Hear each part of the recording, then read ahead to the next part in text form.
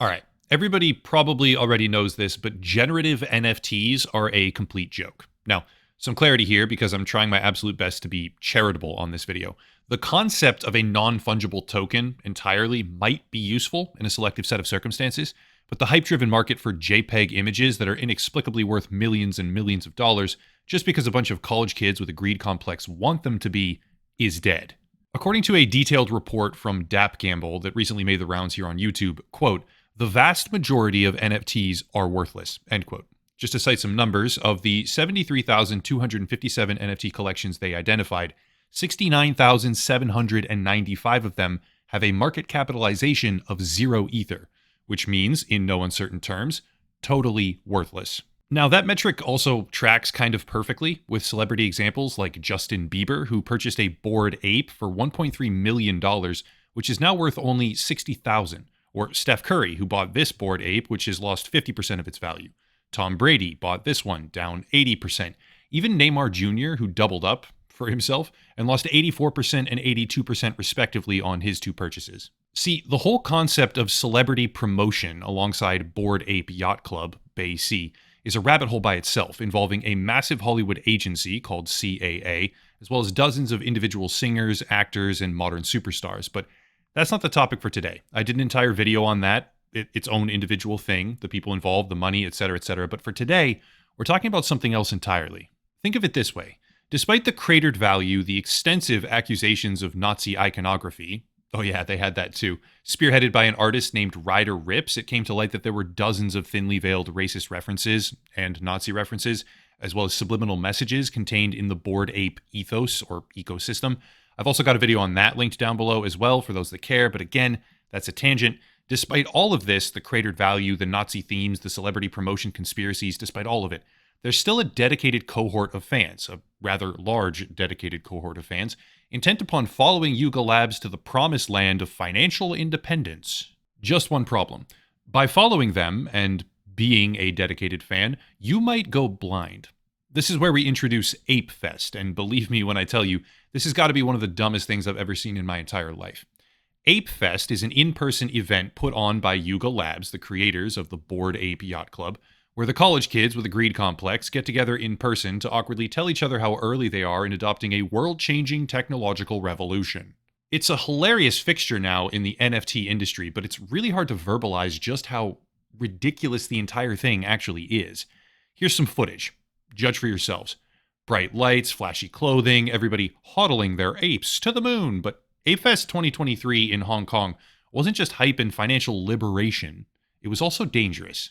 It all started shortly after the event had concluded on the 5th of November, when some of the party goers began posting on social media.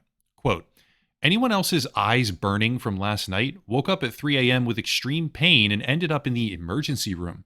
I saw a couple reports, but just trying to figure out if there was a common thread, end quote. Well, that's obviously concerning, but it turns out, yes, there is a common thread. Shortly after the reports started filtering out, a much more detailed post emerged from a user named Adrian, who also posted a patient receipt in tandem with it. Quote, so far, 30 hours since woke up with severe eye burn, I've visited emergency hospital and eye clinic and spent there a total of 6 hours. Got diagnosed with photokeratitis over both eyes, accident-related, with prescribed steroid eye drops and eye lubricants. My vision was tested as close to perfect with no serious cornea damage, luckily. So many of my friends are still unaware they must seek medical help to make sure they end up with no damage as well. Please go get your eyes checked immediately. We've most likely been exposed to experience similar to Mount Everest climbers' snow blindness. Snow blindness is caused by unprotected exposure of the cornea and conjunctiva to ultraviolet UV light, specifically UVB. Snow blindness is therefore sunburn of the eye and can be extremely painful. All medical costs rounded up to 3,000 HKD, 380 USD for me. Some friends called in an ambulance for themselves. Still, altogether, it's not expensive. Please go get your eyes checked. I should be fine since my family are doctors and they knew what to do, though many are ignoring the seriousness of the issue still. Please don't wait until it's too late. No hate towards the organizers, I doubt it was on purpose, and shit like that at times happens almost randomly. However, I'm planning to push until official statements by Bored Ape Yacht Club, Yuga Labs are released for awareness purposes. Literally, my friends need medical help without realizing they do. It's not for me, it's for them. End quote. So, first of all, That's a good dude. Yes, absolutely push for a statement and look out for the people who unknowingly got dosed with UV radiation and subsequently need medical attention because they went to an overpriced monkey picture event that almost blinded them. Because some of the reports were pretty scary, like this one, quote, "I woke up at 4 a.m. and couldn't see anymore. Had so much pain in my whole skin is burned. Had to go to the hospital," end quote. But also, Yuga Labs did ultimately respond, which is good, right? Now, in classic Yuga Labs fashion, because they can't admit fault here or they'll get sued into oblivion, they downplayed things and emphasized that less than 1% of attendees were impacted. According to a statement they gave The Verge, I think it was, they were communicating with something like 15 people that were supposedly affected. But the details of what actually happened here are kind of intense. Yes, pursue an investigation into the root cause, obviously. Yes, yes, yes. But it's not even the first time something like this has happened historically at a party, because something similar occurred in Hong Kong, also in Hong Kong, back in 2017. It was a hype beast party where the venue had been decked out with blue and pink neon lights. Look familiar at all? And those lights were Philips TUV 30-watt G30 T8 model germicidal fluorescent tubes.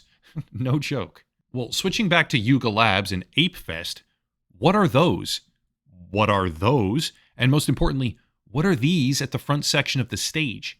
Turns out most of the ApeFest venue, like pretty much all of it for the party, was decked out with fluorescent lights, many of them tubes, long tubes, giving us a pretty good guess at what may have happened. Somehow, some way, at least some of these tubes were very likely mixed up between party lights and germicidal sterilization UV radiation lighting, which basically sunburned and nearly blinded a bunch of their attendees. Now, they cannot admit fault here and will probably blame this on a contractor of some sort, because if they did admit fault, they would be on the hook for almost blinding a bunch of their guests.